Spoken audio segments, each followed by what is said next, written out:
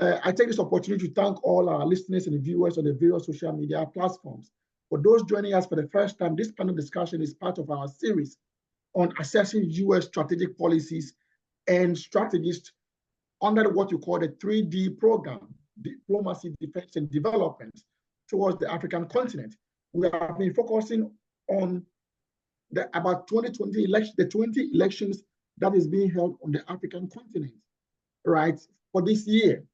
We started with a case of elections denials in Sierra Leone for 2023, and last week we took a deep dive into South African ANC challenges in the upcoming elections. Today, panel discussion will be focused on the election situation in Senegal and the political and constitutional crisis that the country is facing now. The discussions are part of a continuation of U.S.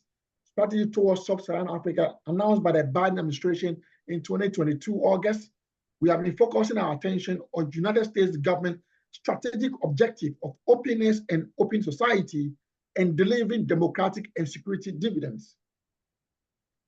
These strategies will be analyzed from the perspective of the African Union roadmap of silencing the guns, right, as a way of preventing conflict.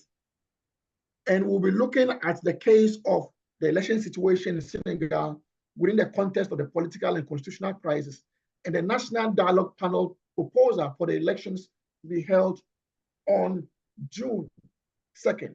To help dive into the election situation and the political and constitutional crisis in Senegal, we have brought together professionals, policymakers, academics, consultants, and experts across the diaspora, the African continent, and the United States to share their perspectives by educating and informing us and also presenting African perspectives that can be used to address the situation over there. To our listeners and viewers on the various social media platforms around the world, the Sankofa African Affairs webinar is anchored on myriad of perspectives, but there may be differences in terms of opinions or perspectives shared by our guests.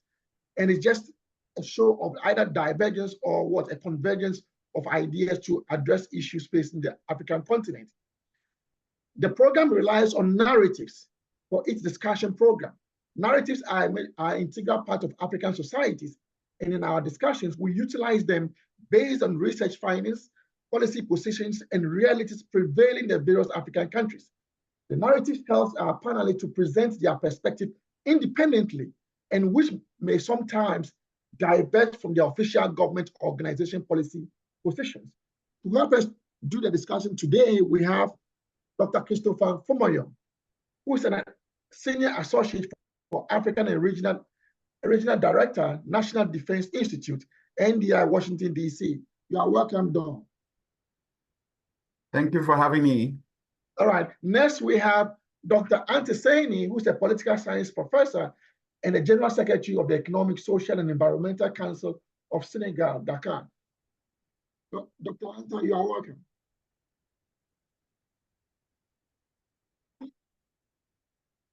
You unmute yourself. Excuse me, I said good afternoon. Thank you for having me. Thank you. For the records, I just want to put this caveat out over there. Myself and Anta, Dr. Anta, were at Howard at the same time, but now we seem to be on different sides. She is now involved in government, and I'm here today interviewing her. So it's a privilege to have you on the platform today. Thank you for showing up, right? And we have Dr. Catherine Lena Kelly, who is an Associate Dean and Associate Professor of Justice and Rule of Law at African Center for Strategic Studies, Washington, D.C. You are welcome, Dr. Kelly. Thank you, Prof, for having me.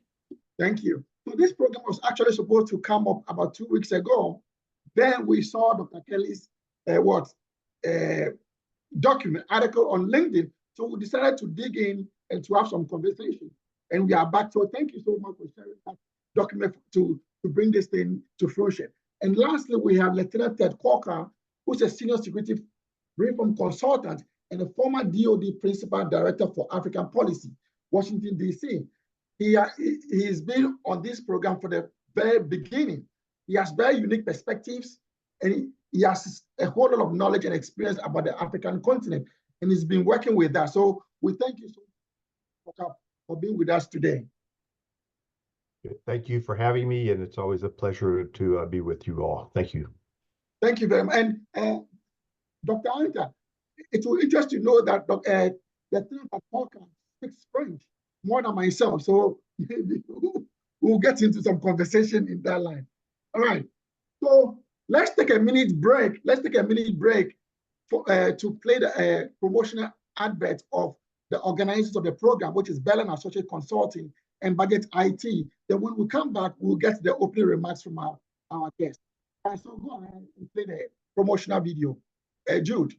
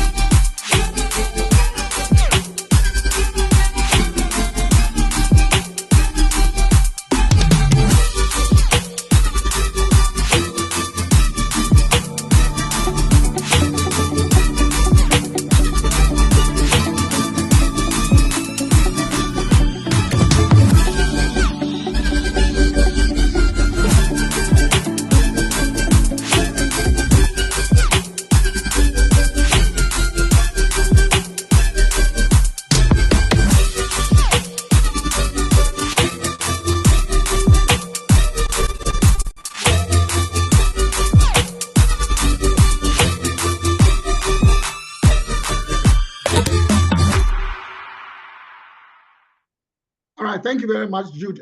Now, welcome back. So I'm going to give you probably between 45 seconds and 1 minute to have an opening remark. So let's start with you. Who are you?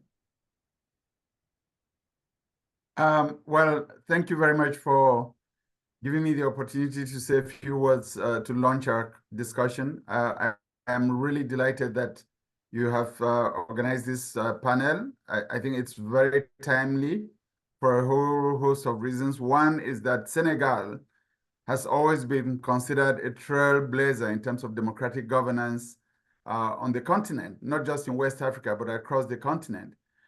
Because historically, even prior to independence, Senegalese have been voting since 1846. And so at independence in 1960, elections had become a regular exercise. And fortunately, Senegal has had an alternation of political power through the ballot process. We all remember that the first post-independence president of the country, Leopold Sédar Senghor, handed over peacefully to Abdou Diouf when he left office from 1982 to 2000, and through the electoral process handed over to Abdoulaye Wade when he lost the election and accepted the outcome. And President Wade served till 2012, when he also, after a competitive election, handed over power to President Macky Sall. And so there was an expectation in the minds of many Africans that Senegal would go through a normal electoral process as always, and that the outcome would be one that would be accepted by the Senegalese people, and that would glorify the African continent in knowing that there are democracies on the continent that are still very functional and very effective. But here we are talking about a political crisis, and I think it's very timely that you're hosting this platform. I'm just very delighted to be a co-panelist with wonderful experts like Dr. Kelly, my friend, and Dr. Tinif, who is Senegalese and based on the ground and who has all this wisdom about what's happening, and of course, the Lieutenant, who is also been, following these issues from a security perspective. So I look forward to the conversation and to responding to any questions that our participants may have. Thank you. All right, thank you very much. So let's go to Dr. Kelly. Your opening remarks. Great. Well, I couldn't have said it better than Chris, Dr. Famunyo. So I won't recap, but I share and endorse all of what he said about what there is that's so wonderful and admirable about democracy and institutions and norms in Senegal. And I will just say on a personal note, that's what got me started doing my PhD research and moving into a career where I get to continue looking at that and have the honor of working with people in Senegal and other parts of the continent on these issues. In particular, having lived in Senegal for 2 years during my PhD thesis writing, this was back during the peaceful transfer of power after Abdoulaye Wade lost the election in 2012. I've been studying and trying to draw lessons for the audiences I work with from cases like those that Senegal provides for a lot of optimism about democracy on the continent. So thank you very much for having me, and I come with great admiration for the Senegalese examples. All right, thank you very much. Let's go to the Lieutenant Walker. Good morning once again. On this, and for this topic of Senegal, I would just offer into the context for Chris that I happen to be in Dakar at the transition between Diouf and Wade. And so I do want to, in the sense of the acceptance of the outcome, do kind of put a note in to the U.S. ambassador at the time, Harriet Elam Thomas, who influenced that positive outcome, and for the acceptance of that outcome. And that was also an important, that was important and pivotal. Why? Because of its shifting from the political party that both President Senghor and President Diouf served. It was the first transition of political parties. And so this represented Abdoulaye Wade coming to power, and so on and so forth. Coincidentally, my job at the time was in direct support of the military. And so as a senior Marine at the time, it was important that the Senegalese military adopt new partners. Senegal, like many other Francophone African countries, as present, were kind of reaching their tolerance with their French security forces. And so this actually represented a departure from cooperating with the French military and a new chapter for U.S. Senegalese military. And I'll stop there. All right, thank you very much. Let's go to Dr. Anta Saini. Thank you for having me. It's a pleasure to be with everyone this afternoon. I'm actually here in Dakar. I'm from Senegal, and I have been doing all my studies in the United States. And I actually worked there before coming back here and being the General Secretary of the 5th institution of in Senegal here, one of the 5th institutions, the Social Economic and Environment Council. So it's a pleasure, Benjamin, to see you again. Pleasure to participate in this debate regarding our country, regarding Senegal, because as my co-panelists mentioned, we have a strong reputation of having a stable democracies and being able to go through transition peacefully. And by the grace of God, we will we know that we are going through some political tensions right now, but we will prevail. We just came out of our national dialogue. I was there, and it's our tradition here in Senegal, one of our values is to be able to sit down and talk. And we have done that. We are waiting to see what's going to happen with the decisions at the Constitutional Council. But Senegal is a responsible democracy. And we have been tested in the past years with different situations, political tensions. But despite our ups and downs, I believe we have found the resilience necessary to maintain democratic achievements. And I believe this time it's tough, but we're gonna go through it. I'm positive that by the grace of God, we're gonna keep on with that stable reputation of going through these transitions of power peacefully. So thank you again. I'm delighted to be here and be able to share and talk about what's going on in our country right now. Thank you. All right, thank you very much. So, thank you to our guests. Now, let's dive into today's conversation. Now, what we do in Sankofa is, Sankofa means going back. We go back to look at what happened, then we see how best to move forward. That is what Sankofa actually means. So what we are going to do is that we are going to go back, then get to the situation whereby we have the national dialogue and how to move forward. So that I've created a narrative, which is known as what? The early warning signs and response systems of Senegal's political crisis. Were they real or imagined? Right. So I sent Lieutenant Parker the narrative, right? We know that the AU, as part of its roadmap for silencing the gangs in Africa 2030, has a challenge, has identified challenges in terms of election situations and talks about pragmatic steps. So there should be certain early warning signs that will tell you that this particular country is experiencing a crisis. So I set up that particular narrative. Now, this is the question that I have for Lieutenant Corker. Right. Based on the narrative, the African Union, as part of its roadmap of silencing the gangs and preventing conflict, identified election situations as a challenge by emphasizing early warning signs that may brew political crisis in African countries.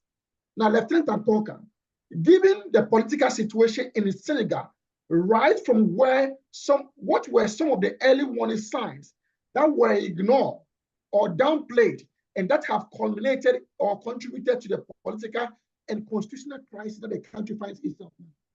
What were some of the early warning signs as far back as 2020 or 2021?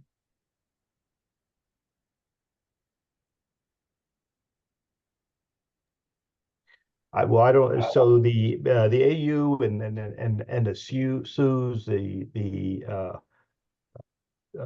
Continental Early Warning System and the ECOWAS ECHO Warn System. Excuse me. As I read it and as I also study them, I don't know that they are very strong. And so even though their early warning enterprise dates back to 2011 or 2012 and then to the present, those mechanisms in and of themselves are just still, if you were to ask me, in the early basic stages. And so when you approach Senegal and the others, I don't know that you can kind of expect a sophisticated early warning outlook for it. Now, in terms of the signs, there are public knowledge signs of what was going on in Senegal. Professor Kelly has written a paper about the crisis there. The current one, based on the actions of the president, and coming at the brink of the electoral season, and then kind of slipping backwards. And so, in my impression, and it's just one, Senegal did not have really strong, unless someone else, and I'll defer to other experts. Had the early warning signs that this was going to happen. I think if anything, you would say if I, and as I have tracked Mr. President Sall for some time, and most recently in my capacity in the Gambia, he has come on record from time to time, popping up saying, "Hey, I want to kind of serve a little longer." And so he, as others in Guinea, or say, well, that's kind of like the Western standard of these 5 to 8 year of terms, and also with one of the signs from Mr. Saul was that he in fact looked to his predecessors, both President Senghor and President Diop, said, "Hey, they served 20 years," and so the question is, I think I should be able to kind of fall in the same category. So there are, those are just some of the cursory early warning signs, and I would kind of open up to the other panelists just to get their impressions of how that's going. Well, can I go to Dr. Kishimuni? Do you have any warning signs? Well, I think the mechanism for the early warning mechanism, whether it's at the level of ECOWAS or the African Union, does exist. It's effective.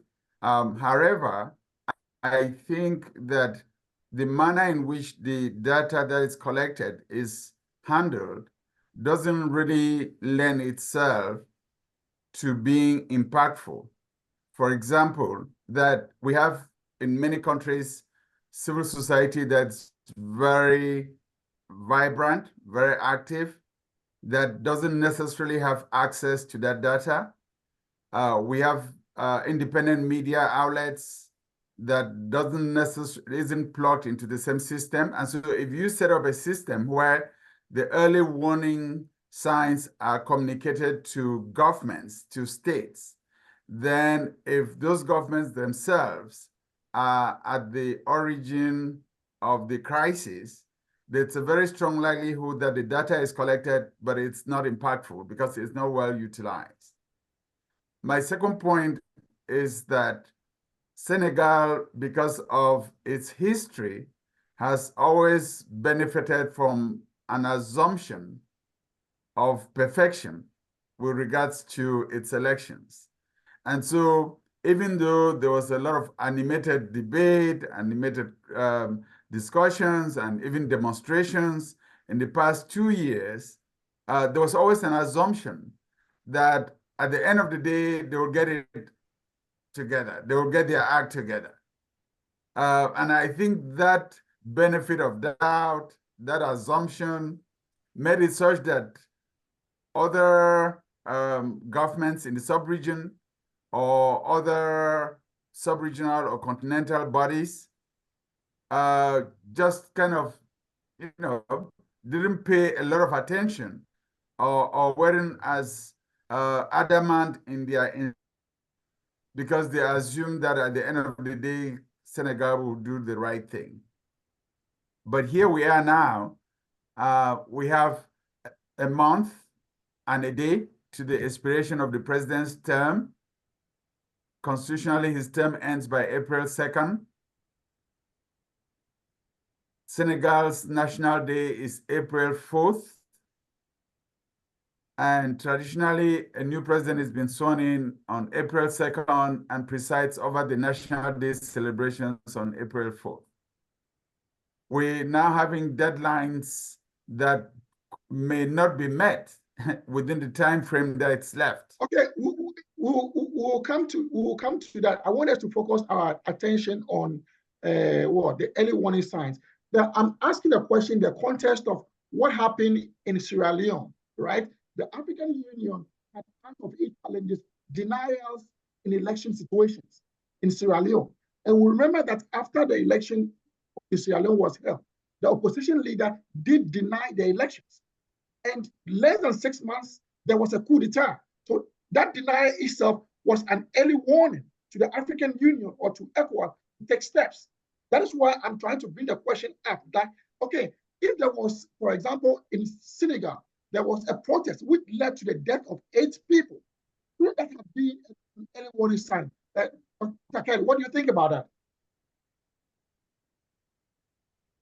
I think certainly thinking about the history that is recent of different protests and the motivations behind why people were protesting, the political environment in which we saw that happening is an important contextual factor to consider to explain and account for what's going on now. I think that in terms of the business of early warning as an enterprise, using the continental system, using the ECOWAS wide system, the points that Chris has made about what could have been going on there are really key to focus in on. I know that in terms of early warning and early response, there are a variety of indicators that people who work on early warning through those systems would collect at different levels, at the community level, at the district level, at the regional level. And there are a variety of different kinds of indicators from what I understand. So not just political indicators necessarily, but also economic or social indicators. And so there's a wide range of data that's being considered to understand what might constitute some sort of early warning sign that warrants some sort of action. And I think in this case, because we were in an electoral process, so there had been a decree that had been issued on 29th November that set the date of the elections for February 25th. We were in a pre-election period, and the early warning systems that exist are meant to indeed try to pick up on different pieces of data related to the pre, the during, and the post-electoral period. And so I think here we're working in a difficult period to discern what may or may not be an indicator that rises to the occasion. We're in a pre-election period. It's very complex in different ways than those other 2 types of periods are, during and after.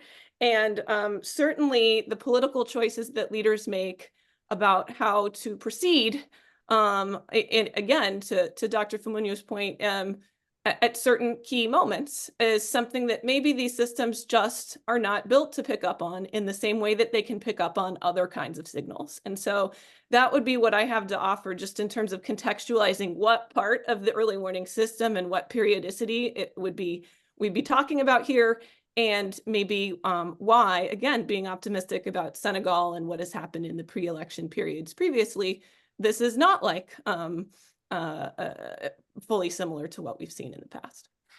All right, thank you very much. Well, let me go to Dr. Anta. Without divulging any national security issues, did you guys identify any kind of crisis coming up during this pre-election period in terms of protests and people taking other actions to dissuade whatever was going on in the country?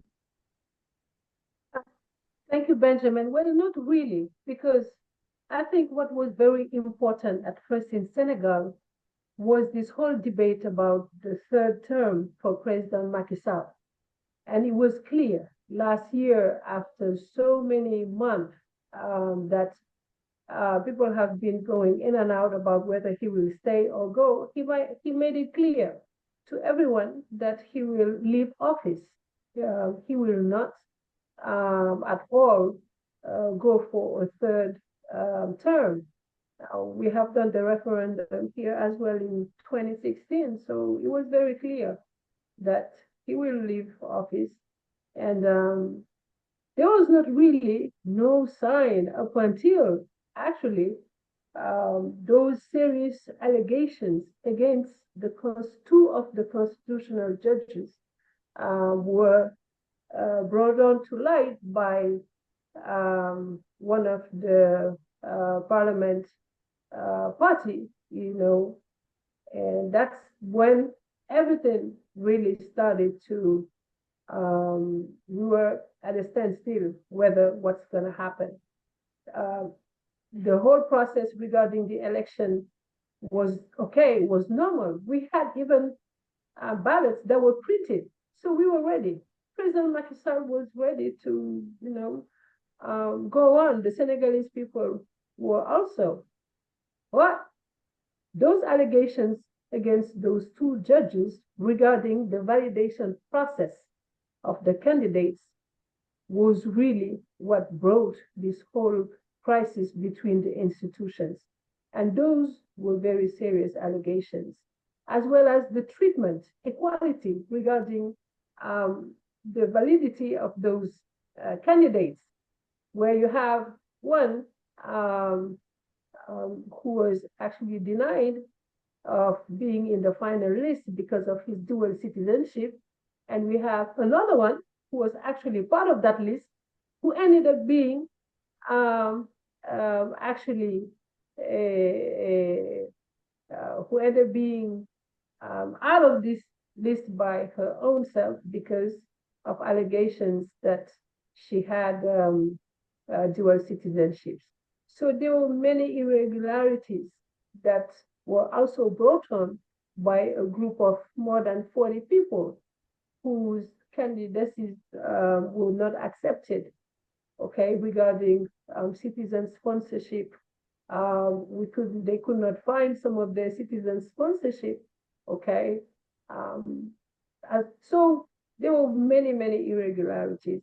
So when the parliament, the group, the Democratic group in the parliament, they have a right to actually say, wait a minute, we need a commission, okay? We need to go on with that commission to really dig into those allegations, because if those judges of the Constitutional Council, who are supposed to actually, after the whole electoral process takes place, those are the ones who are gonna reveal the results. If at the beginning, there are already allegations of corruptions and them not doing their job right, we're gonna have post-electoral crisis that will even be worse. Because the day that they're gonna come and mention the results, people don't disagree with them because of those allegations of corruption. So that's why that commission parliamentary was actually voted, so that they can dig into those allegations to really see whether whether there was corruptions, so that Karim Wade, one of the candidates, will not be part of the list. This is where this whole situation happened. Now, President Macky Sall, he cannot be in between those two institutions. No, neither the parliament nor the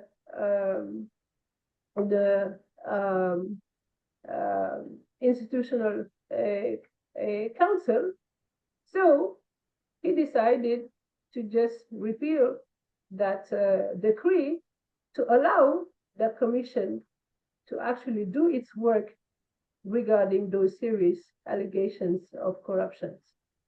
And that's when the council came back and disagreed with the decisions of the president. But I need to mention that it was not the president who decided to actually report the elections. We have to make it clear. It was not the president. It was not President Macky Sall. It was the Democratic Party, Panelists, who actually did and initiated that, okay? So we all know what happened afterwards. The council said no, did not validate the decision to push elections till December of this year, and gave back the opportunity for President Sall to come up with a new date for the elections. So that's when the president, instead of himself choosing a date, called on everyone to sit at the table, because that's our tradition. Like I mentioned earlier, one of our values is through dialogue. Everybody sitting down, talking, even though some of the candidates did not want to come, some part of civil society did not actually come, but we had many at the same time who came, and there was a consensus regarding June 2nd as being the next date for our elections here in Senegal. But again, President Macky Sall, even till yesterday, tweeted, everybody saw it, he's leaving office on April 2nd. he doesn't want to say. He made it very clear. What he wanted was to be able to be here and ensure that he leaves the country, okay, in a very stable way and ensure that everything is done correctly because he's the president and that's his job to ensure that the whole electoral process is done properly. So many thought that he wants to hang on to power. He doesn't want to leave power. He wants to stay here. No, no, no, no, no, not at all. Not at all. Not at all. Okay, So we'll come to that. Now, Lieutenant Adcock, I think the question was directed to you, right? Let me read something for you, right? Senegal's Electoral Commission on Tuesday, October 31st, 2023, asked that sponsorship funds be given to main opposition leader Ousmane Sonko, whose candidacy for the upcoming presidential election has been called into question over the past years amid a series of charges. Now, I want to read something else. Senegal's Interior Ministry removed Sonko from the voter rolls after his conviction earlier this year on charges of corrupting the youth. However, the decision was later overturned by a judge in the southern city of where Sonko serves as mayor. When these early warning signs, right? Lieutenant, I want you to have the final word. These two instances that I've given you, weren't then warning signs of what was about to happen? I don't know if they were, well, I'm not sure how you would, I don't know if you would qualify them as warning signs. I think they were all part of the mix of the political atmosphere in the country. So on one hand, you have what's interesting is that these you have the two leading candidates, and they are they fall under suspicion, and so they're charged by the sitting administration, and then the charges are overruled. And so it not only plays for Mr. Sangu, but also for the junior Watt as well. Now, again, you can someone might say that's an early warning sign, and that's debatable. And so, but in the aggregate, it is certainly a factor. I think Mr. Sangu and also with Mr. Wad, that's I think that's the bone of contention right now in terms of who are the eligible candidates for an election, and I suspect that might be some of what President Macky Sall is contemplating, and what others, when they get under the tent or around the table, will deliberate on, is that whether or not these are the valid candidates for the presidency.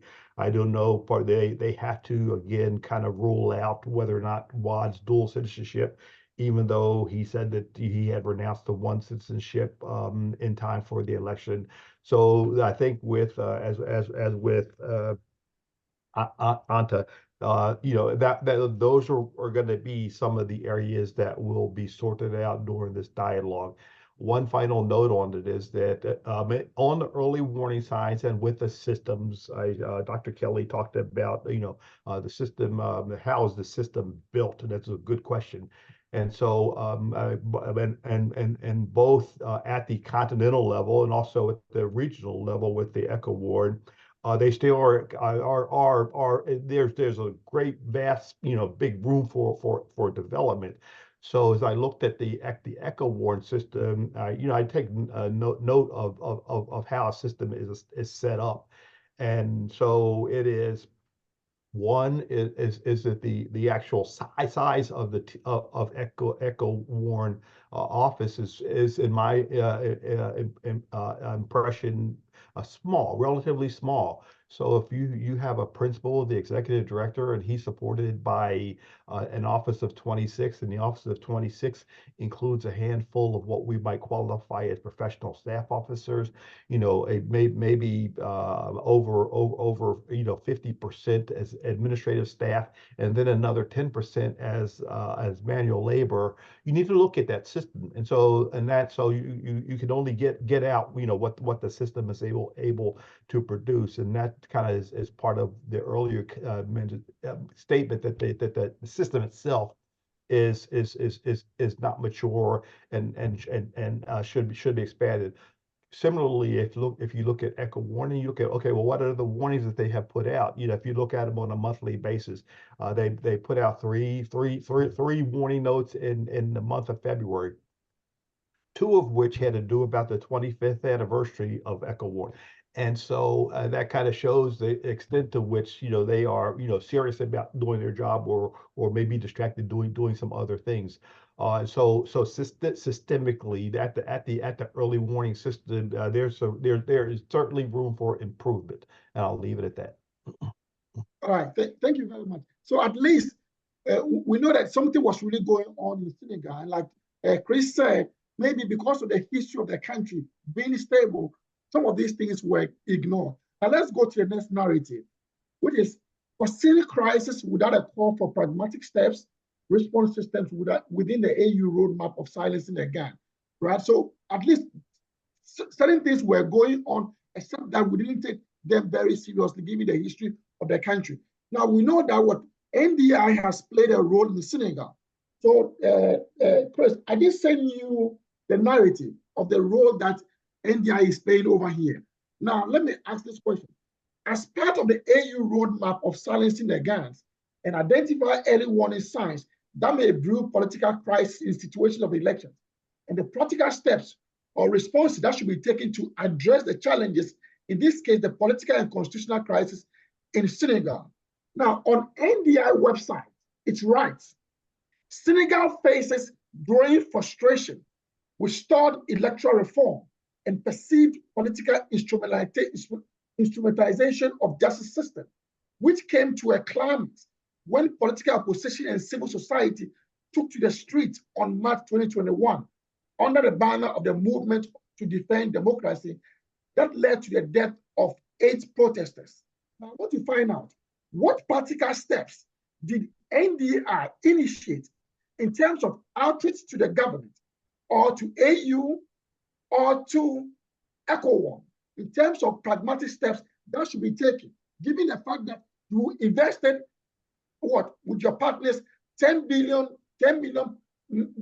program under the USAID Senegal election support. So if all this money are going in over there, and you are seeing this challenge, what steps did you take in terms of reaching out to this continental or regional organization on how to address the political crisis over there? Excellent questions, and I can shed some light on that. First of all, let me just, by way of context in terms of what can be done, set the stage in knowing that each of the sub-regions on the continent, whether it's ECOWAS in West Africa, ECAS in Central Africa, or SADC in South, or IGAD in the Horn of Africa, in each one of these sub-regional entities, you have 1 or 2 or 3 countries that are powerhouses of that sub-region. And in West Africa, Senegal has always been in that category, alongside, say, with Nigeria, for example. And in terms of Francophone Africa, it's always been Senegal. And what happens is that when that powerhouse itself is facing challenges, it's always very difficult for the sub-regional entity to be able to get involved. So if South Africa were having issues, SADC would have a very hard time.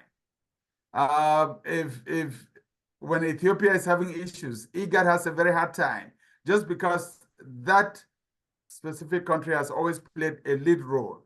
And now when it's in problems, the other ones that have played subsidiary or secondary roles have a harder time dealing with that.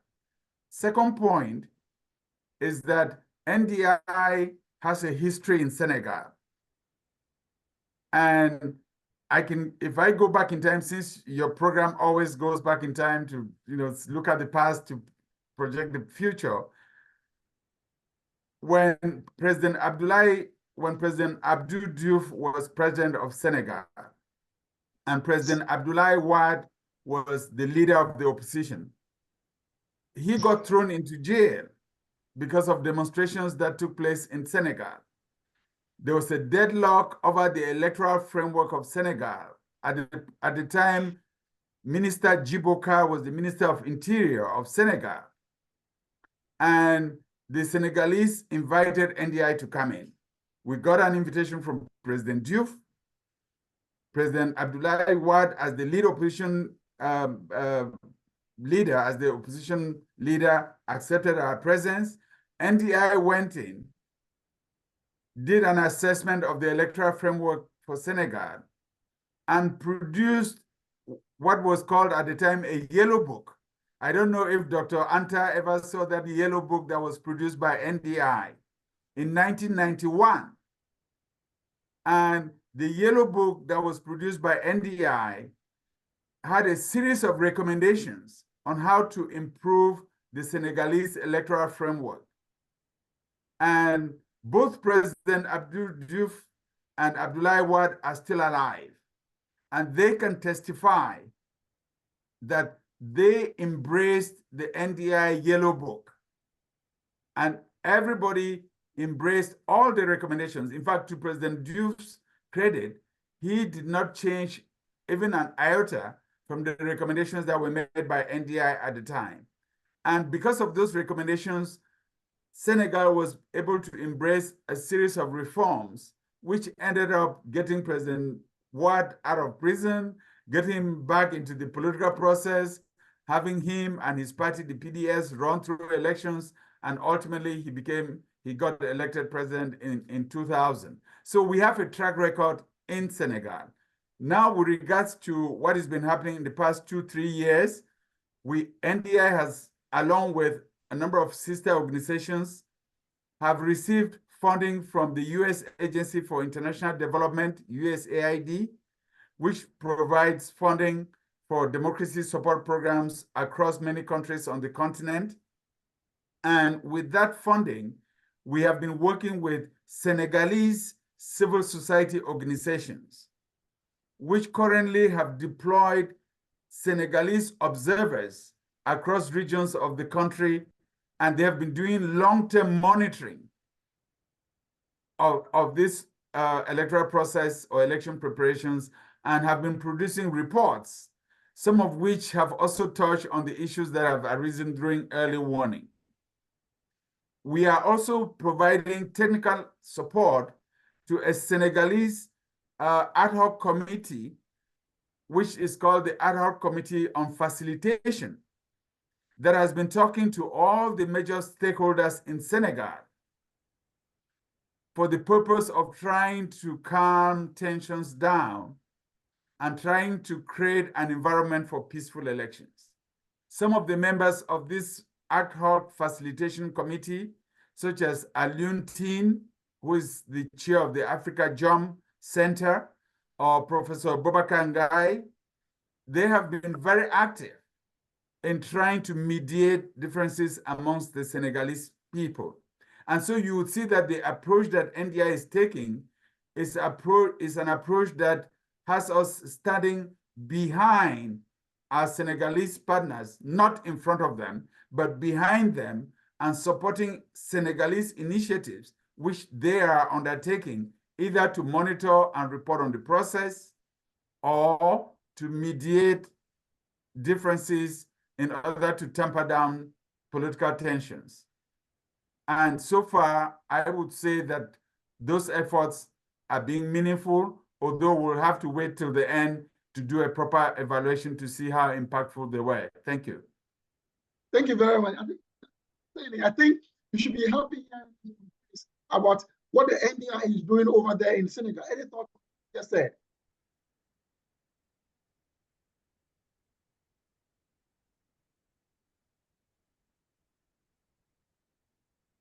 Dr. Anta is muted. You Is are the muted. question addressed to you? I'm sorry. What was your question? I could not hear you. Sorry. Yeah, my question is, I think you should be happy hearing all the initiatives that what NDI is doing in Senegal. Of course, very much so. Unfortunately, I did not get a chance to see the recommendation of the Yellow Book, and I will look for it. Yes. And when I was in DC, got a chance a couple of years back to meet you, Doctor, and really welcome and congratulate you for all of the very good work, excellent work you are doing for our continent. Thank you. And we, like at a, this is the first time that we're going through this in Senegal as a Senegalese. It's not easy. It's not easy because we go with our constitution, and this scenario right now doesn't exist into our constitution, to tell you, neither in the electoral code.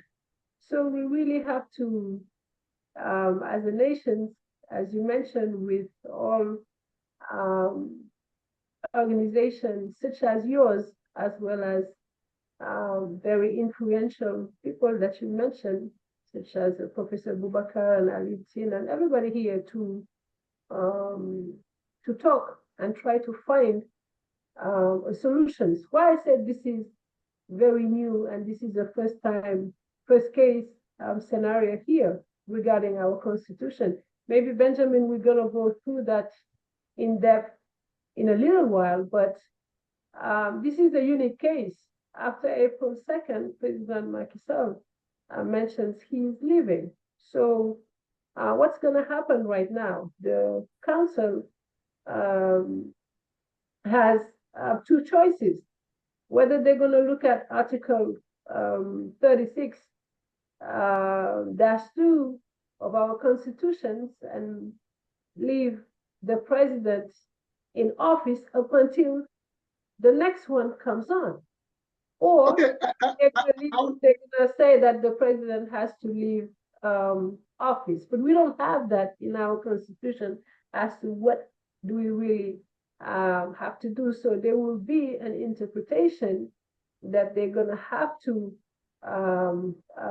use to come into what's going to happen after April 2nd. But we welcome, and again, I'm very happy that organization like the National Democratic Institute, they're here in Senegal and helping us throughout this whole process. But I thoroughly denounce personally what has been happening with the media. I think we're going to come to that. The international media has been very tough, like on President Macky Sall as well as our country. And all of that, I believe it's because of oil and gas that, like we have right now in Senegal. And the first barrel is set to be produced before the end of this year. So we have been okay, I'll come to that. These past days, and it hasn't been very, very, very nice for everybody to just be coming on to us that way. But we'll talk about that later on. Okay, sure. All right, so let's go to Catherine, right? So your article is what actually led to us postponing our discussion panel, right? So I want you to educate our listeners on Sankofa means what happened in the past in terms of the constitutional tribe that was created. And now that the dialogue, the National Dialogue Committee has proposed a date. So let's deal with what happened first, then what happens after June 2nd. So this is what you stated. You stated in your article, with the electoral code stipulating that there should be not less than 80 days between an electoral decree and the election. The abrogation makes it practically impossible to follow the existing electoral code to hold elections in time for Sall to leave office on April 2nd, in accordance with the Constitution. Can you explain to our listeners why that is a constitutional crisis? Thank you, Benjamin. I will address both of your questions. And to the first one on what constitutes a crisis, it's about something much bigger than the Electoral Code. So President Macky Sall's pronouncement that he was going to abrogate the decree that had set Senegal's presidential elections for February 25th is what has created a period of really intense uncertainty in Senegal that is testing the strength of its institutions and the balance of powers between these different branches of government that we've been discussing. And the uncertainty is partially a consequence of a political decision that was taken to abrogate that decree under the circumstances that we saw it being abrogated.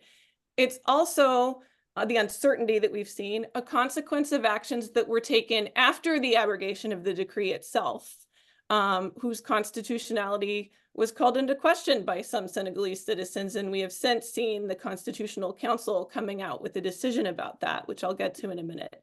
But I would say here, in particular, part of this was the timing of the disruption of that election process that was already in progress for February 25th, as well as the subsequent passage of legislation that was postponing the election date by 10 months, that I would say were at the source of the tension and the crisis. On timing, we know we were slated to hold originally the election on February 25th in accordance with the decree passed that the president passed.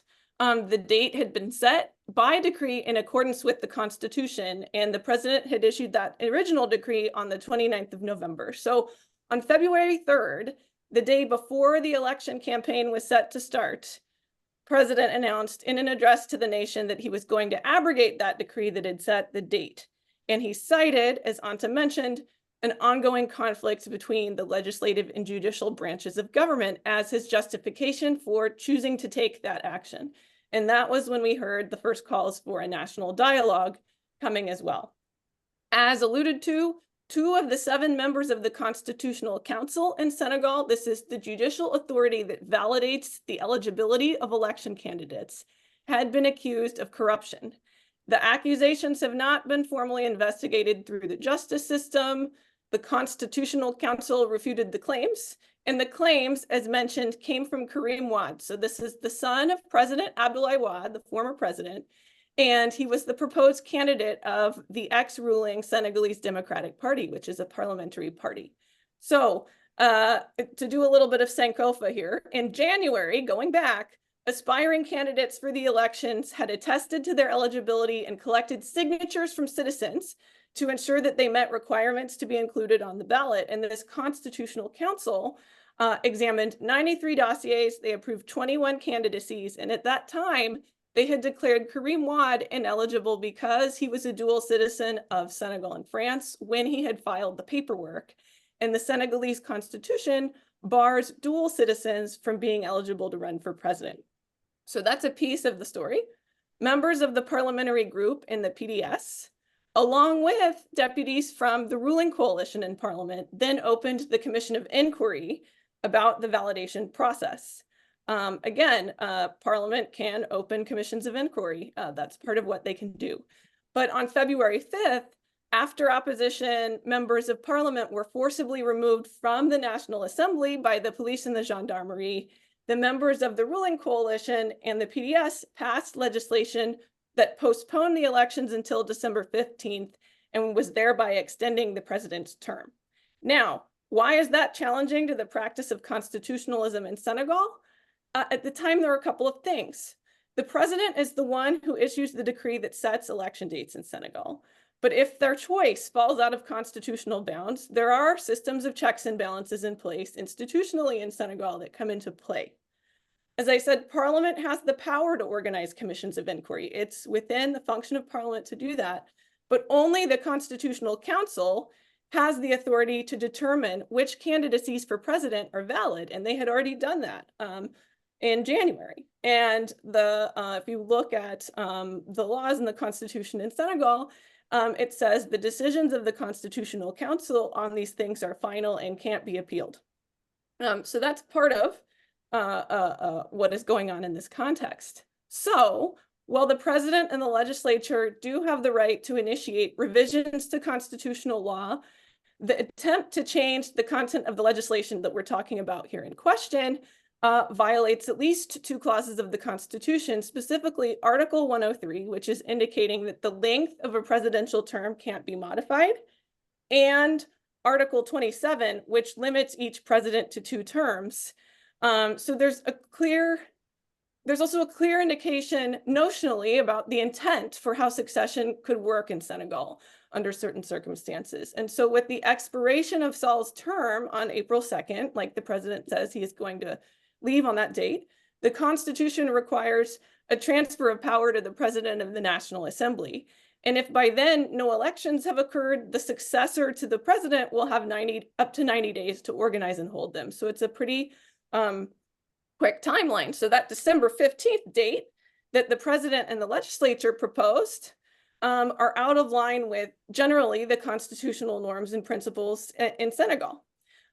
We know those norms of constitutionalism in Senegal and norms about democracy are really strong. And people had accordingly strong reactions to the uncertainty that before we had a decision from the Constitutional Council, the uncertainty about what was going on introduced quite a bit of tension. We saw widespread protests and demonstrations after the decree was abrogated and the new date was proposed. We saw the resignations of several government ministers. We saw open letters from academics that were criticizing what had transpired. And some of this is perhaps not so surprising because of the Senegalese public's traditions, their staunch support for democracy, their willingness to speak freely about what they think is going on politically in their own country. And there's a lot of support if you look at Afrobarometer surveys of the average citizen in Senegal, the idea of the rule of law, that nobody's above the law, that even the president has to obey the courts, even if he disagrees with what they're doing. 7 to 8 out of 10 Senegalese believe strongly in this. And so that's a bit about what was challenging and creating uncertainty that was contributing to the crisis. There are also some political reasons that the situation maybe triggered so much uncertainty and some outcry and then further debate. As I said before, the president made a political choice to abrogate that decree after the legislature undertook what it did. That was done 12 hours before the election campaign was set to begin. So we were in the middle of an electoral process as this happened. And that's something that makes the situation very unique, as some of our other panelists have been saying. I think that there was also the choice not to pursue investigations of the corruption allegations through other avenues that exist for that to happen. There are anti-corruption institutions, there is a judiciary and other institutions in Senegal that could also be involved in figuring out what is going on here in terms of those allegations. Choosing to abrogate the decree and say that there's this conflict between the other 2 branches of government gives weight to the idea that elections can't go forward, despite what the Constitution does indicate about dates, term lengths, term limits, and which institutions have a final say that's not appealable on who is a candidate. So that's my analysis of the crisis portion of your question. And of course to say, since then, there has been a test of institutional balance of powers in Senegal, and the Constitutional Council did come back and say, no, December 15th is too far into the future. We need to have elections be organized as soon as possible. And President Sall's term does end, according to the Constitution, on April 2nd. And we have heard Macky Sall saying he will leave then. The part about elections being organized as soon as possible is a thornier issue, but I think there continues to be uncertainty to some extent about when and under what circumstances. Now, very recently, over the last few days, to address your second question, we have heard of the new proposed date that will come out of the National Dialogue of June 2nd. It's important to note that the dialogue was boycotted by 16 of the 19 candidates who were still planning to run that the Constitutional Council had validated. So its representativeness in terms of those actors is limited. There is a larger set of statements and a larger set of actions that are being taken in Senegalese society outside of the important people who are at the dialogue that it might also be wise for policymakers to consider when thinking about the right way forward, because a lot of different considerations hang in the balance. But beyond proposing a date that suited those in the room, June 2nd, the dialogue was also focused on things that don't necessarily affect the ability to get to the point of holding those elections as soon as possible, according to what the Constitutional Council said needed to be done.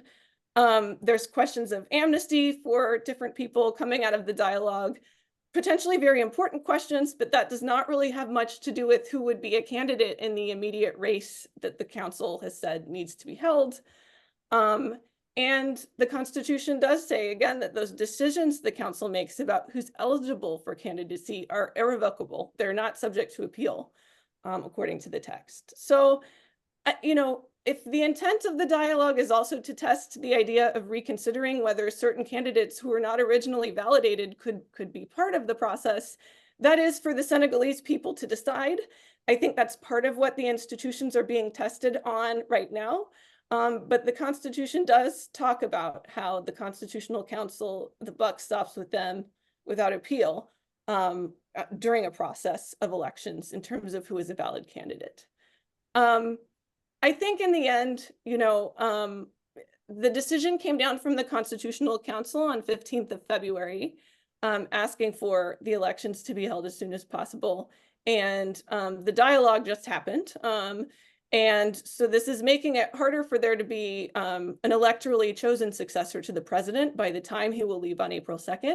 So the question is about succession rules. And there are some succession rules that are in the Constitution that may provide a guide for what happens if there's a vacancy in power after that, until a date that's set, potentially like June 2nd, although that remains to be seen. But the normative intent in the text is there to take action on. So having given you my analysis, which is admittedly from Washington, D.C., as a long watcher and analyst on Senegal from this standpoint, I'll end by saying it's up to Senegalese citizens to decide what the way forward looks like. All but two of the candidates that they sponsored to go to the elections this year did boycott the national dialogue. And I think that's partly because they want quick and expedient timelines. They want quick action. And the question is June 2nd expedient enough, or is it going to be seen as a delay tactic? And I think that's up to the public in Senegal. It's up to those who are in Senegal's oversight institutions to decide and react to that. It's not on me to say. Right, thank you very much. Right, so Dr. Ansani, she walked us through the process, what she considers to be a constitutional crisis. Well, those of us in the West may use the word constitutional crisis. I remember listening to Macky Sall, who used the word what African states are fragile, right? So things like that are supposed to happen. She mentioned that the decision to abrogate the election was a political decision. And also what is going on is a test of the various institutions. You were at the dialogue, right? She made it 16 out of the 19 and they were not there, right? Do you think that in itself is good for the process, for the dialogue itself?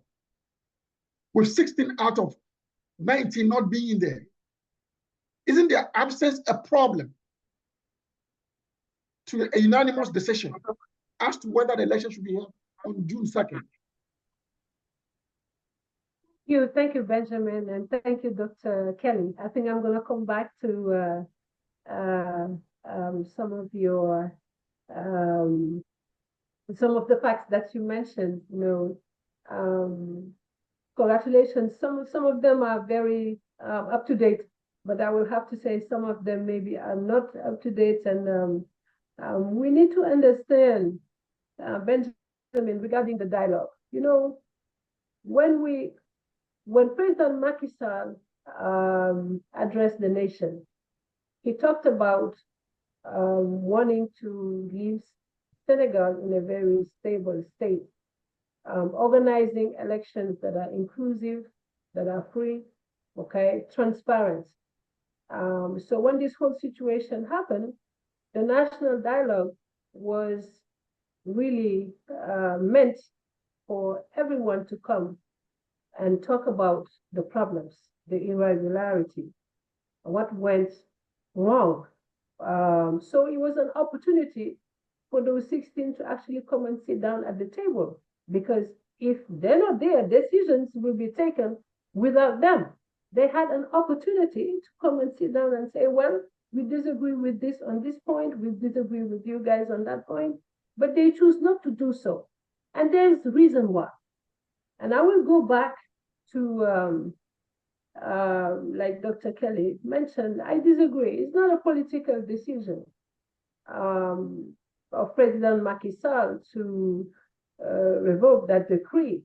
Again, as you mentioned, the parliament, the commission has a right, okay, after the Senegalese Democratic Party, so that, wait a minute, you have allegations against those two judges.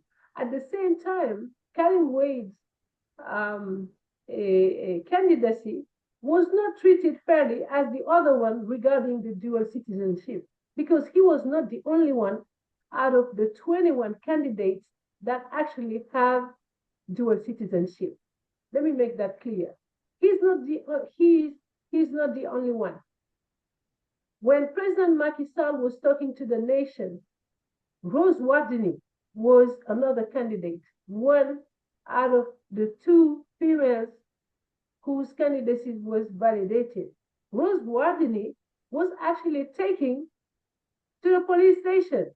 She was there, she was in jail, because when you apply, well, not apply, the dossier, as you mentioned, contains one of them is a declaration of honor, mentioning that you have exclusively Senegalese nationality. When President Macky Sall was addressing the nation, Rose Wardini was in jail because she did not tell the truth, okay? She has dual citizenship.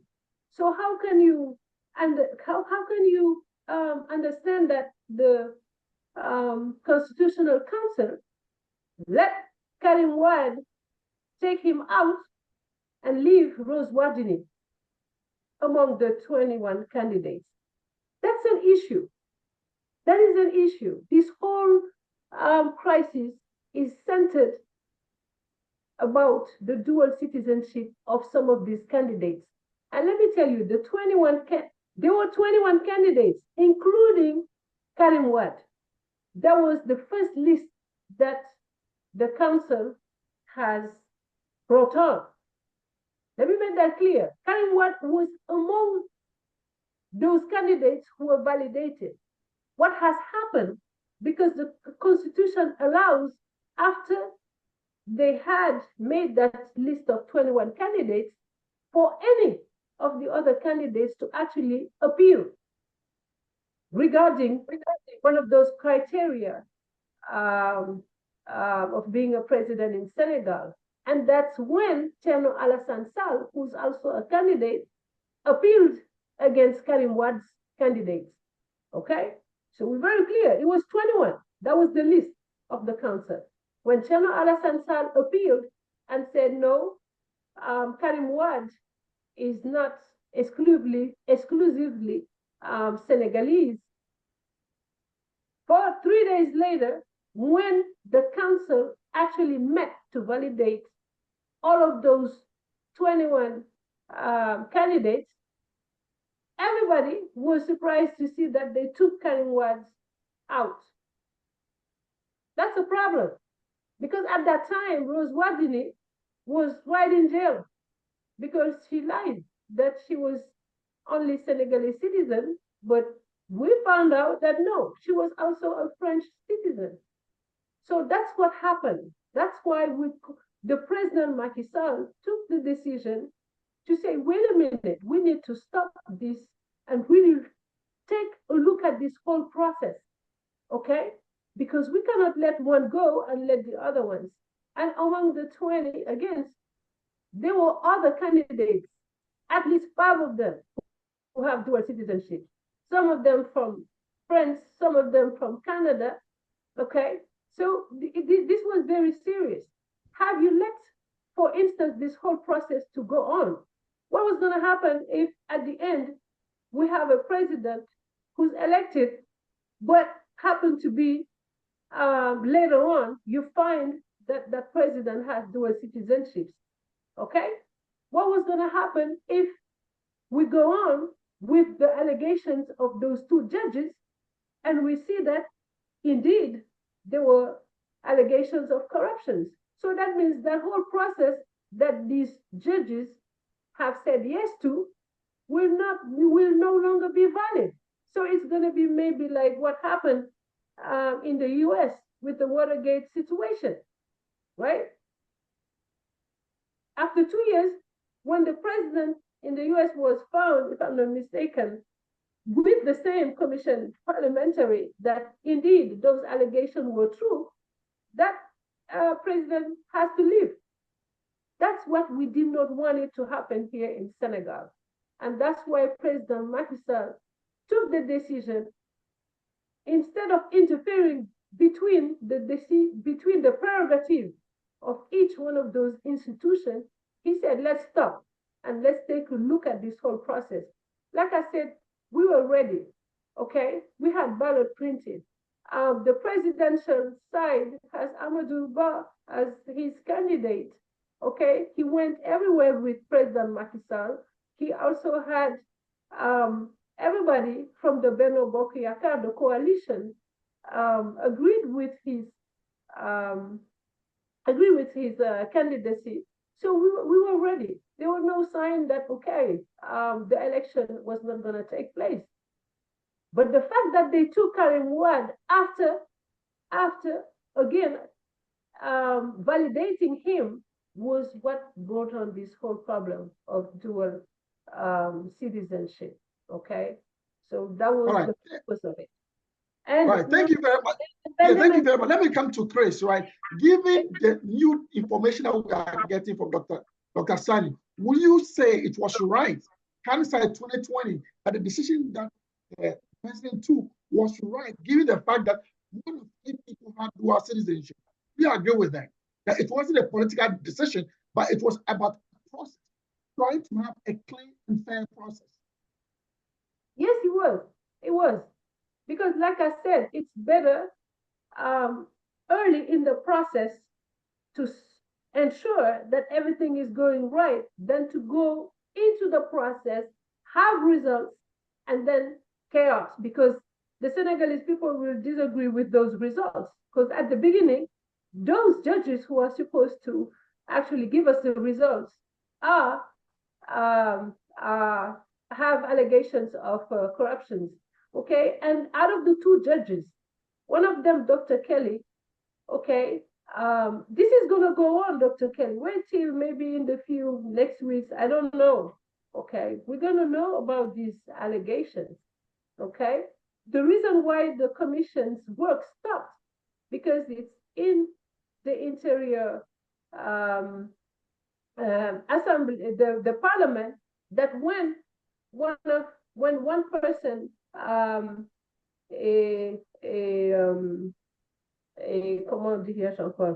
sorry, when you have one of the judges who actually said no, I disagree with these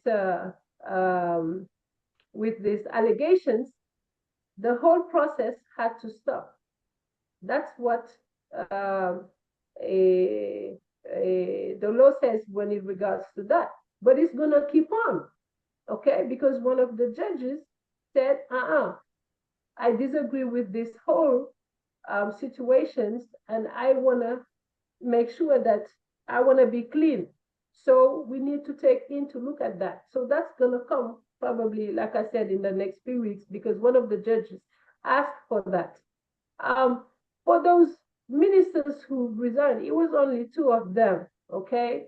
One was the general secretary of the government. Why did he resign? Because his brother is one of the judges that was actually mentioned as one who was corrupted. So he said, because it's his brother, because of familial reason, that his brother, he doesn't want to have his brother being cited in this. He resigned from the government. The other one is Eva Marie Cole, who is the president of one of the commission here regarding extractive energy and stuff. That was it, two, not several. So that one, I really wanted to put the facts straight when it regards to that.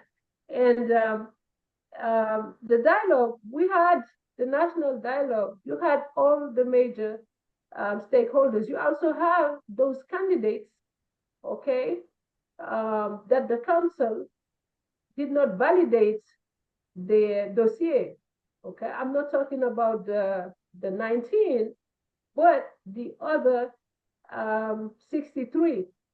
They were there, some of them were there. And like I mentioned, there were problems regarding citizens sponsorship, as you mentioned in January. There were real problems. You will have, you come to the council, you have all the required citizen sponsorship in your USB key, you come in and they will find names that you don't see from nowhere. Or it was a total mess, if I can say it that way, regarding those sponsorship from citizens. Okay. Okay. All right. Let me get Chris's response. But knowing very well how elections have created a lot of violence on the continent, right? And the African Union is trying to prevent conflict from happening. Given the information that Dr. Atta has given us, information that we were not privy to, in terms of 1 or 5 people having dual citizenship, if they were taken out for no reason given, that could also culminate into sort of violence. So was the president's right stopping the process? And it was not only, it's not about his own political ambition, but it was more about having a free and fair process. Chris. Well, let me just say, and I have to apologize because I have a hard stop 11:30, and this may be my last contribution to say that I don't have to respond to that question because the Senegalese institutions are already dealing with it, and the Senegalese Constitutional Council spoke very clearly and very eloquently in its ruling. I would just say that we need, as Africans, we need to put in a lot of work to clean up our electoral processes. Elections should be a cause of celebration and not of violence. And we've seen that in countries that have had good elections, people have actually seen the electoral process as a joyful moment for them to come out in their best, to line up and with their neighbors at their polling sites, to cast their ballots and to have them counted in a transparent process. And those countries that have succeeded in their elections have stabilized their democracy and have been able to continue on the path for economic development and progress. So I really hope that Senegal would come out of this with its democracy stronger and not weaker, and that the rest of the countries can look at this and draw some lessons in terms of the early warning process and how to take those early warning signs seriously. And so we can make sure that we don't become the object of ridicule for the world. And I would also say, I don't think that the international media or even African media is hard on Senegal because of oil and gas. No, I think they're hard on Senegal because people have always expected, people have very high expectations of Senegalese when it comes to their elections. And all of us in the democracy community are waiting for success stories. And Senegal was on everybody's top list of being able to come out with a success. Why people are surprised and astonished and making the criticism that they are right now. But my hope is that Senegal will come out of this stronger and that the rest of the continent will draw some meaningful lessons from this. But Right. thank you very much, Benji, for hosting this platform. And I'm sorry that I have to drop off at 11:30 because of other commitments. Sure. Thank you very much. Thank you for being on the program. No, let me come to you, Kelly, right? Based on all the information that we are getting from Dr. Hunter, would you really consider that, okay, it wasn't a political decision, but it was something that has to do with the process? Would you still hold on to that? It was a political decision, irrespective of what was going on in terms of the process. I stand by the argument I've written in the piece. And certainly, just as Dr. Famunyo says, hope for the best as Senegalese figure out what this looks like going forward. I would just say, in terms of the rule of law and what that's all about, we know that Senegal has a long tradition of that, but in these electoral processes, this process that Anta described about how there is an initial winnowing down of candidates who are eligible by the Constitutional Council, and then by law, accordance with the procedure that is established, that's predictable, that has always been the case since we've had parrainage, people are allowed to contest the initial list, and they have a certain number of days to do that. And the council has a certain number of days to return a decision so that we get a final list of candidates who are validated on time. And so, you know, the challenge by Cherno Alassane Sall on Karim Wad's dossier is legitimate in terms of the process that has been established well in advance, that everyone knows the rules and regulations for. I would say similar for Rose Wardini, if there was an oversight in the fact that she had signed a declaration of honor saying she was only a Senegalese citizen, and then it turns out it was discovered afterwards that she was not. Steps were taken, again, within the lines of the rules and procedures that have existed in Senegal, and that people know are stable sets of rules to address that fact and to take her off the list and put her and to imprison her for that reason. So I think none of that really changes my analysis fundamentally of what has transpired, because this is how the rule of law works. These are procedures and processes that are stable, that are intended to be known by all, so that there is a process that's predictable and fair. And so I think in terms of the detail there, it's, yeah, it's a complex system in Senegal, and it's full of lots of complexities and different steps. But those steps, you know, looking at it as an analyst, were followed. And so I don't know that, you know, I would change much about what I argued, though I think these are important points for the Sankofa audience to understand about how the process works. All right, thank you very much. Right, let me skip Lieutenant Tadkoka and go to the question that has to do with economics, right? So, Dr. Seni, I did send you an article in terms of an article which was written by Ambassador Carson and Dr. Sani, right? And I also showed you another part that has to do with what? The oil and gas aspect of it. So this is my question to you.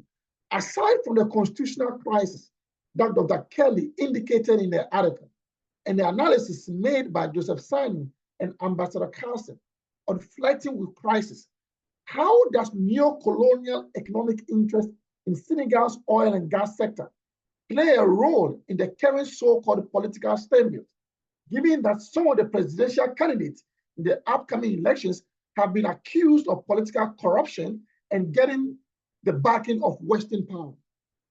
How do this thing play a role? Thank you, Benjamin. Dr. Kelly, Rose Wardini, just want to mention quickly, she withdrew her application. She was the one, okay, who withdrew her application.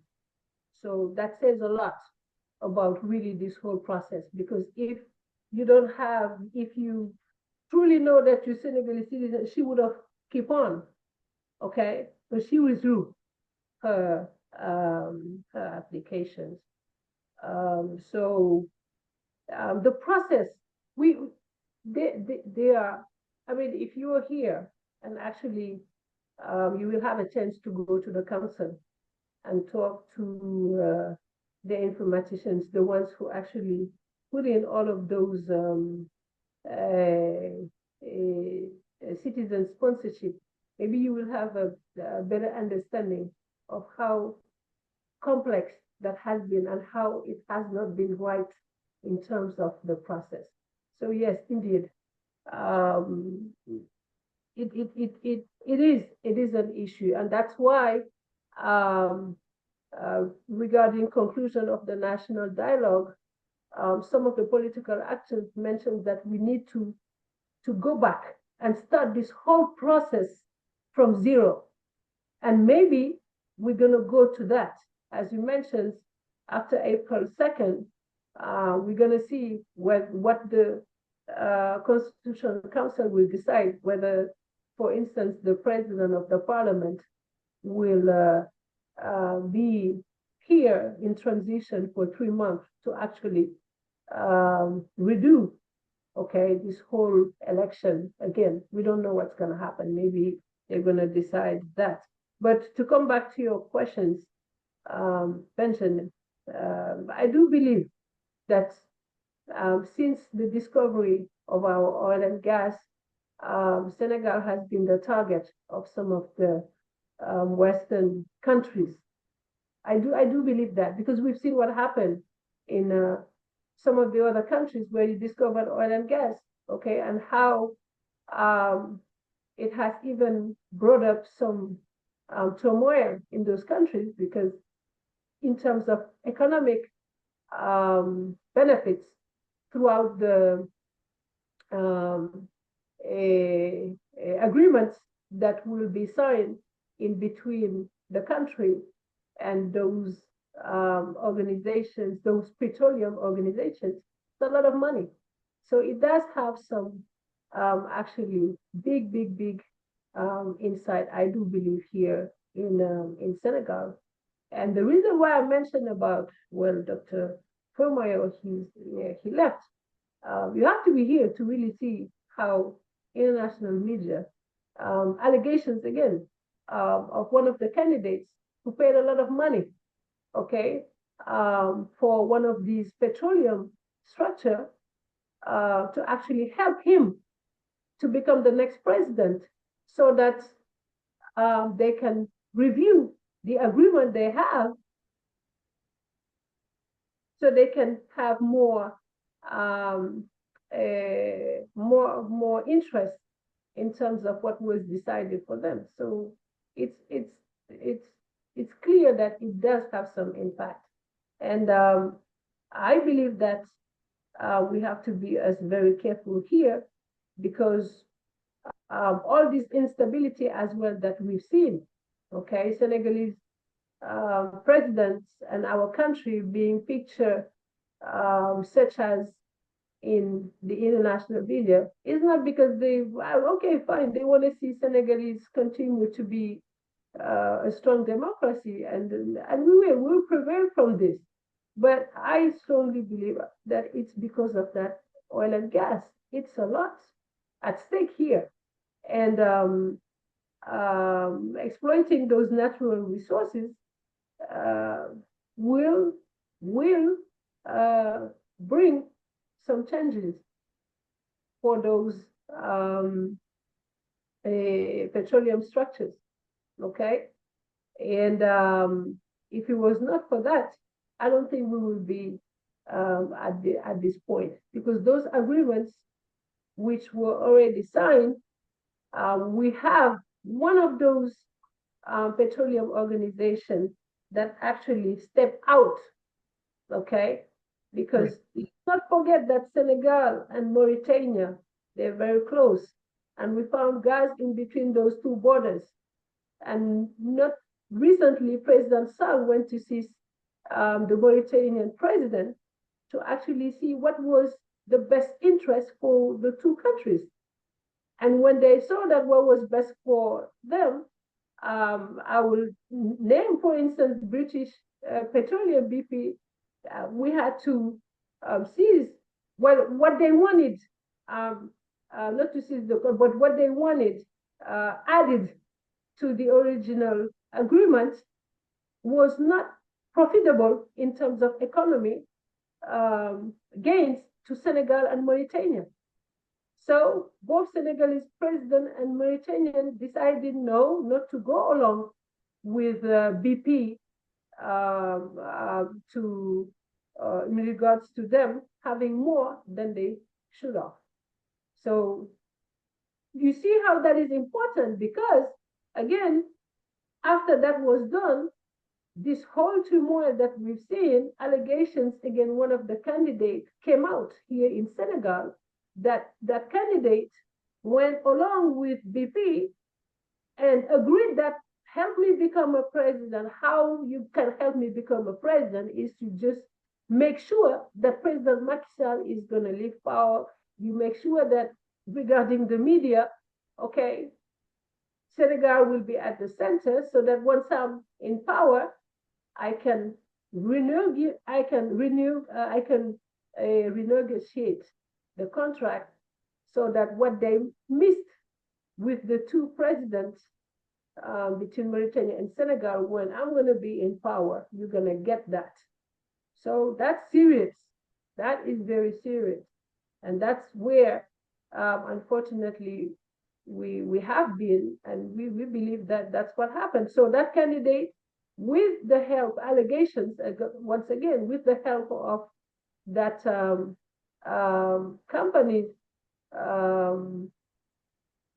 had Senegal again out in the entire world as one president who has been pictured as wanting to stay in power, hanging on to power, not knowing what is going on. And it was not fair. It is not fair at all, because us here who have been living in this country for the past couple of years witness and know all the great things that President Macky Sall has done here in Senegal for the past 12 years. All Senegalese citizens here, if you ask them, okay, if they're very fair with their response, even if they disagree with President Macky Sall's way of doing politics or way of governing, they will agree, okay? Most of the Senegalese citizens will agree that he did bring a lot of changes, very positive changes into Senegalese lives, okay? Things that we could not imagine that we will have here in Senegal throughout his leadership and time here as president, we were able to see, okay? The regional train express, when we were doing it, for instance, there were a lot of talks regarding how much money was invested into that.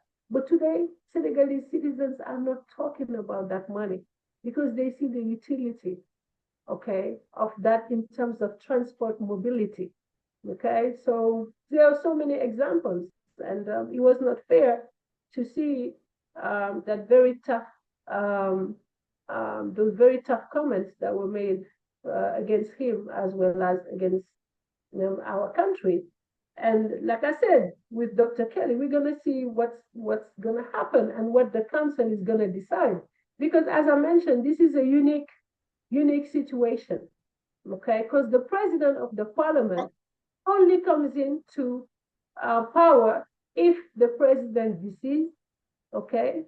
Or if the president voluntarily decides to leave office, and we don't have none of those cases here.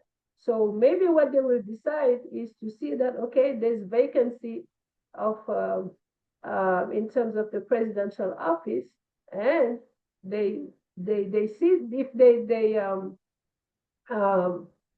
treat it as such, then that's when the president of the parliament will come in and have 90 days to organize again brand new elections. So those whole 1963, everybody will go back and start the whole process again. All right. I'll come back for you to have the last word. But yeah, I'll come back for you to have the last word. Let me go to the first part. Given the role that resource exploitation has had on violence in African countries. Can you hear me? No, if you shift over to your right a little bit, yes, right there. Okay. All right, what I'm asking is that given the role that oil exploitation has contributed to violence in African countries, was it right for Macky Sall or for analysts to take into consideration that economic benefit, right, of multinational corporations and the role that they play in most African countries in terms of violence? So it was right for Macky Sall to abrogate the election. Was it right?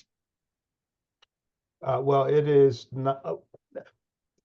I don't know if it's a matter of right or wrong, as you've said earlier and others, particularly Her Excellency Miss Anta over there. The media is going to kind of say what they want to say about it and put it in it and as a unfavorable light as possible, trying to cast dispersion about intentions and the like. The fact of the matter is already reported is that, yeah, that's a good news, is that as the natural resources or these resources, have been discovered. They've been discovered not only in the Atlantic Ocean over that way. They've been discovered over there on the border, as mentioned in the article, between both Senegal and Mauritania, which we well know. They've been discovered in other parts of the west coast of Africa as well. There's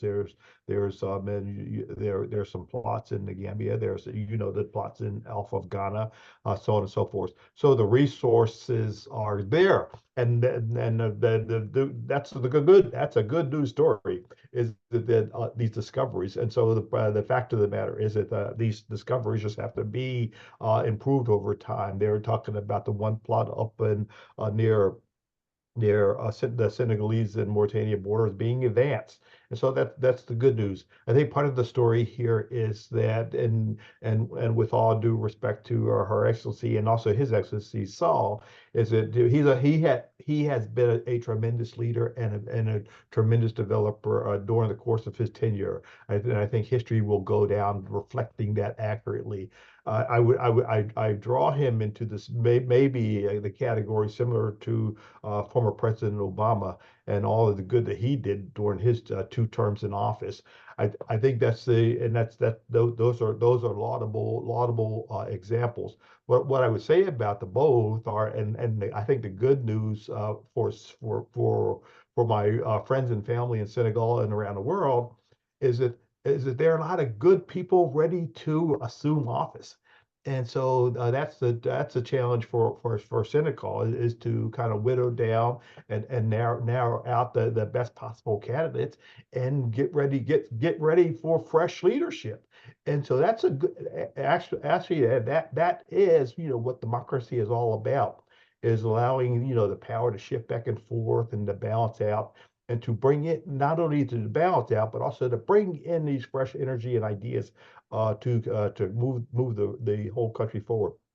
In that regard, what Her Excellency didn't say is that one thing that I would ask about Senegal is where does it stand in what we refer to in the West and what we're familiar with, and that is process improvement. And so that is kind of ingrained in and not only in the U.S. government but elsewhere so deeply and extensively that that's kind of our culture now, is that we are always looking for both process and product improvements. I mean, that's a perpetual thing. And so that means, and why is that important? That means that people don't rest on their laurels, things don't get stale, things get refreshed, and things advance and evolve over time. So and again, with this process, that would be it. If I were in some closing remarks to kind of add a few notes, is that I think what happens with Senegal and with the election is that as Dr. Kelly kind of laid out, this happened at the 11th hour. And so that is why it is so alarming to everyone, with what Senegal has done over the past, since not only its independence, but with the other doctor talking about having elections going back to the 18, I guess, not 70s, 80s or so. Is that they have that this has caught everybody by surprise. And I think that's part of it. One thing that has not been mentioned that I thought I would offer here is that there is a difference between the transition between WAD or JUF and WAD and 2024. The big difference is technology. And with the information age, that is post WAD. And so that adds a new flavor to why, things are happening now that did not happen before. It's information age, it's the network, it's the internet, and so on. So you can kind of use the internet and do something that you could not do before. And so that's just a different aspect of how things are going here. So now, however flawed the election was, it can still proceed. Flawed elections happen all the time, and so let's move on and let the Senegalese public kind of move on to other business. We can with the recommendation of government would be, yeah, you kind of go dust off that yellow book. You have a reference there, and add a line on the yellow book, and that is, hey, let's make this let's like the election process of many in Africa, the election process, they wait until a month before the election before the candidates can start to go and campaign. That's a little ridiculous. And so those are the types of process improvements that should be considered. And starting the process, I hope Senegal does not kind of go back to from trying to start from scratch and to move this forward. I think that the system and the institutions are strong enough to move by in an expeditious manner. There you go. All right, thank you very much. Let me go to Dr. Kelly. Right now, the dialogue ended, was it on Tuesday? Now we are waiting for the Constitutional Council to come out with a decision. Right. So as we wait, what should be done now as we wait? I don't think I'm the one who gets to answer that, but I do have a few things. If you are advising Sir, what would you tell him to do? I will say this in terms of more generally in relation to what Dr. Sane, Anta, what you have shared on oil and gas and development questions. And then, yes, coming back a bit to what we've been discussing on term limits and constitutionalism and accomplishments in office. I think certainly accomplishments in office wise, there are many things to praise about what President Sall has been able to do in his 2 terms. We shouldn't conflate accomplishments with clear term limits and clear constitutional rules. And I think those are related, but 2 quite different things. And I think I certainly agree that there's a lot development-wise that has gone on over the last many years when we've had Sall as president in Senegal that are worth appreciating. I think including being thoughtful about how the discovery of oil and gas and how the business of all of that will work.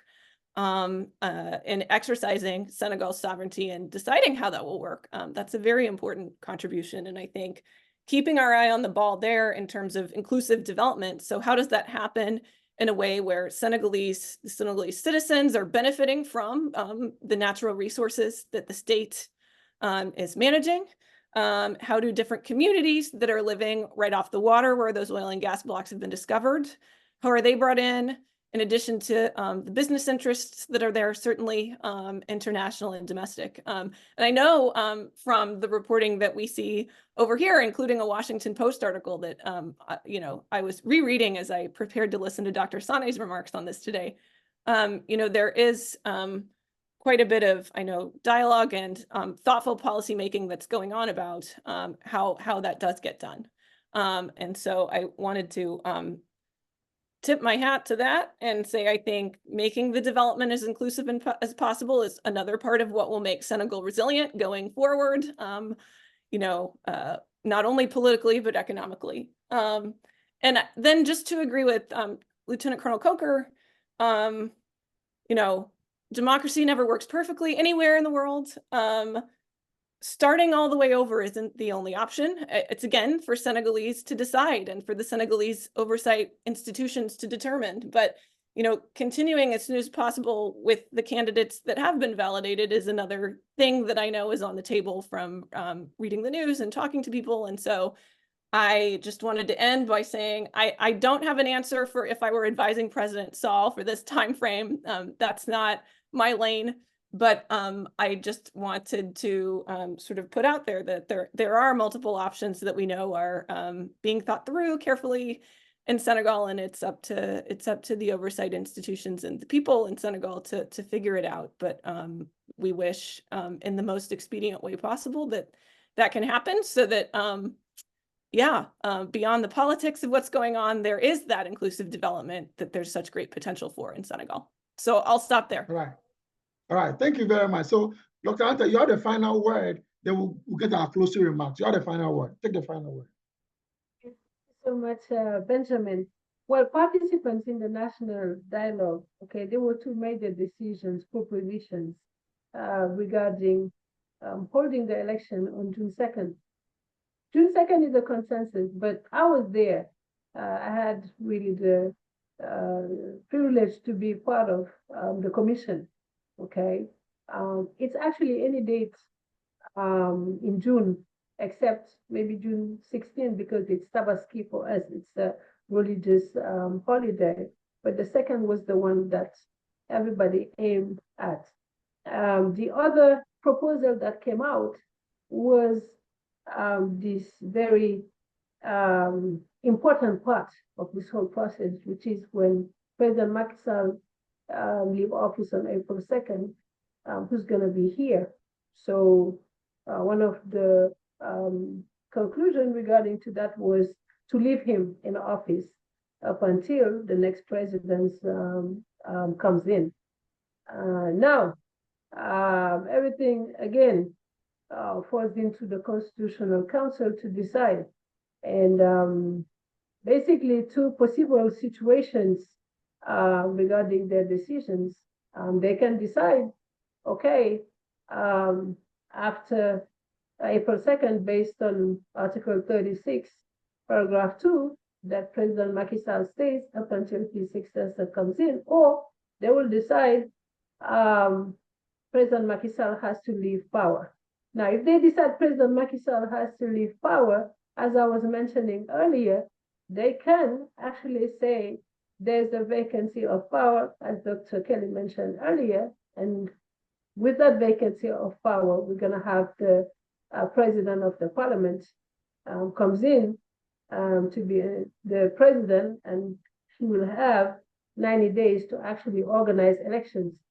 And if that's that scenario, the whole process is going to start brand new, okay? Because that's what our constitutions, that's what the law will say in regards to that. We're going to organize brand new, okay, elections. Now, regarding one of the decisions as well from the participants, one of the wish is that the 19 candidates, okay, move along. But regarding this whole dual citizenship, to actually look at their dossier again. Okay, like I mentioned, there are allegations. Is more than one or two. We're talking about here maybe 5 or 6 who have dual citizenships out of those 19.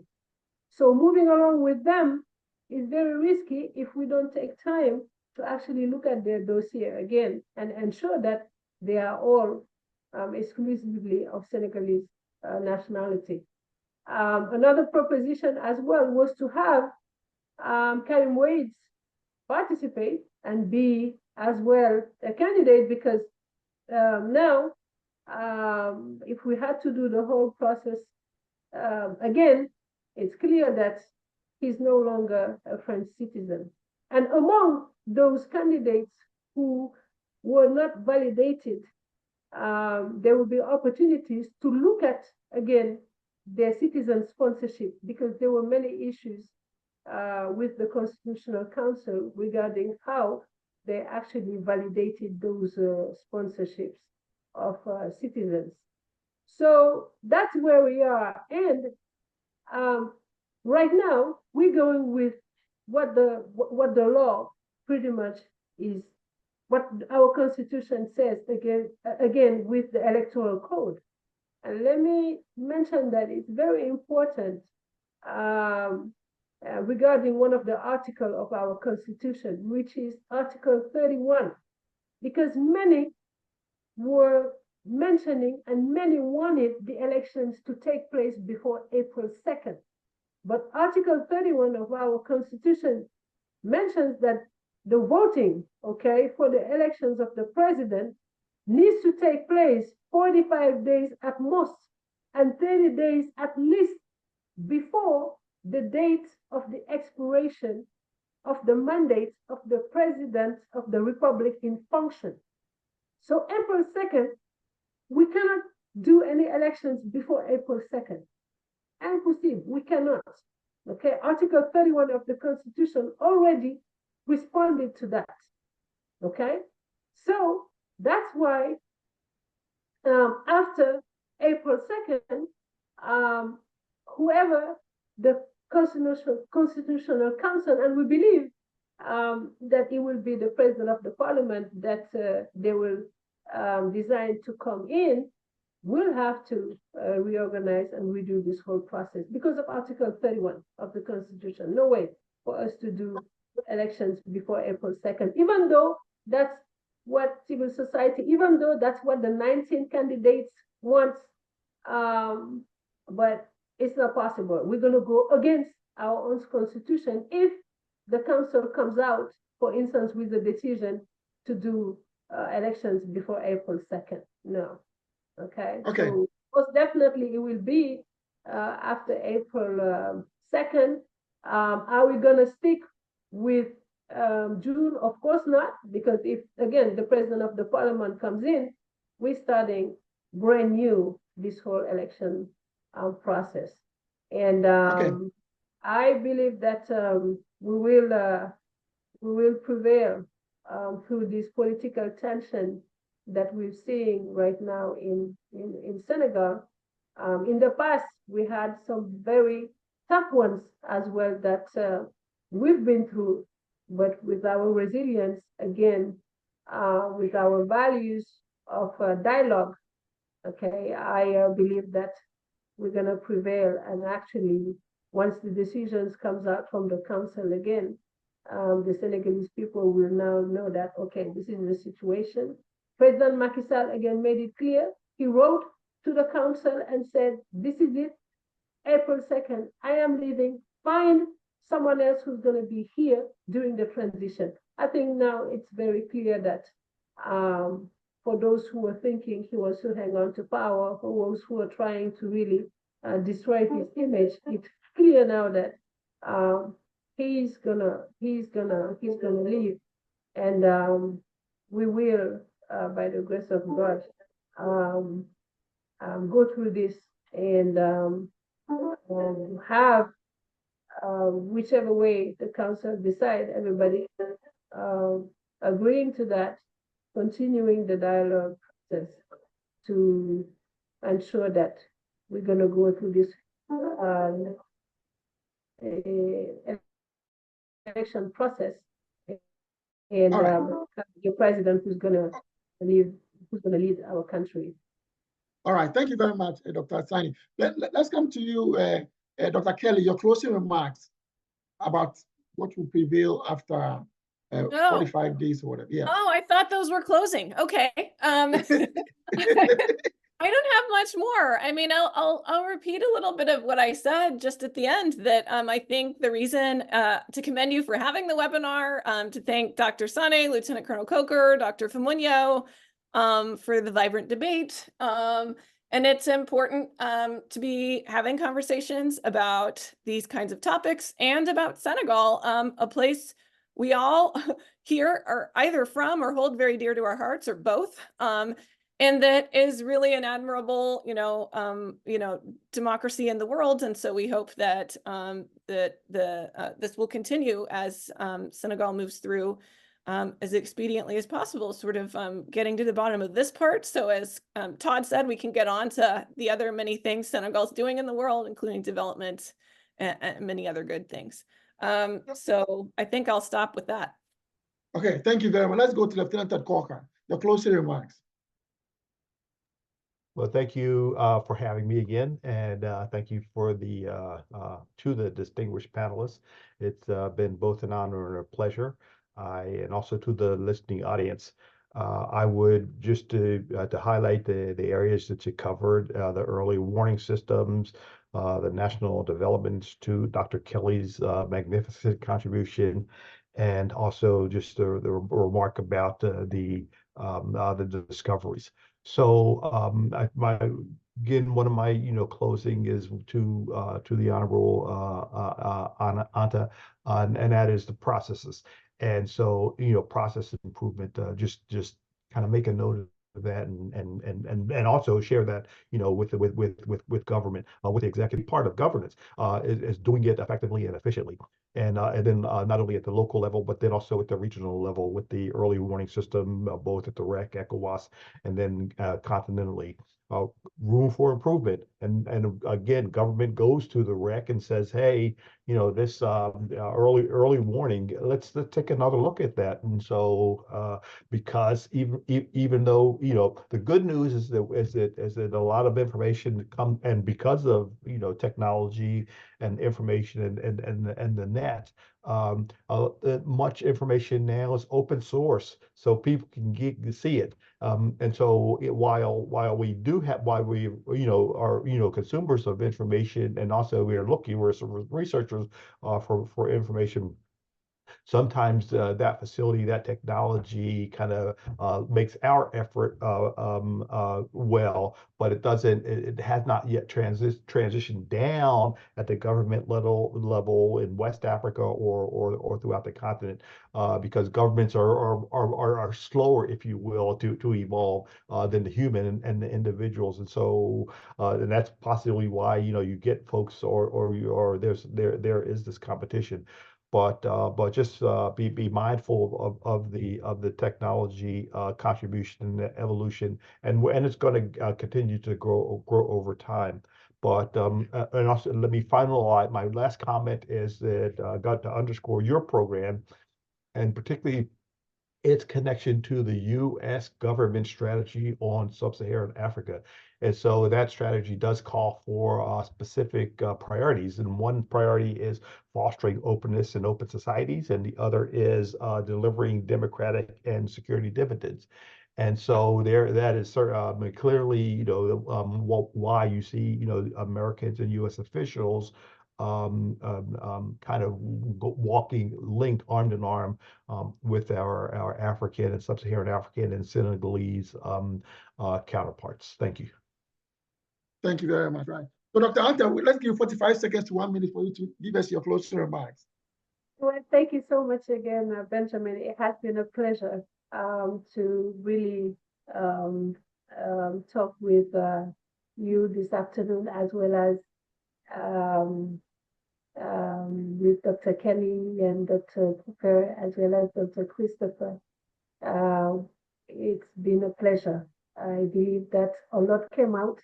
We have a very rich conversation with very good insights coming from both ends, and I really appreciate it. And thank you for all of your prayers for our countries to come back to normalcy. And believe me that us here in Senegal, we want that as well. We all want to go through this really tough time that we have witnessed these past few weeks. We all want to go back and have elections and have a brand new president who's gonna come in and keep on the wonderful job that we have been doing and working with everyone else. So hopefully, and we pray and we stay positive that it's going to happen that way. And we always, with our religious leaders, because Senegal also, as well, we have a very strong tradition of religious leaders getting into, when we have crisis like this, to come in, as well as dialogue, everybody talking to one another, and mediation, trying to find what will be the best thing for us. You mentioned Dr. Kelly, Amnesty.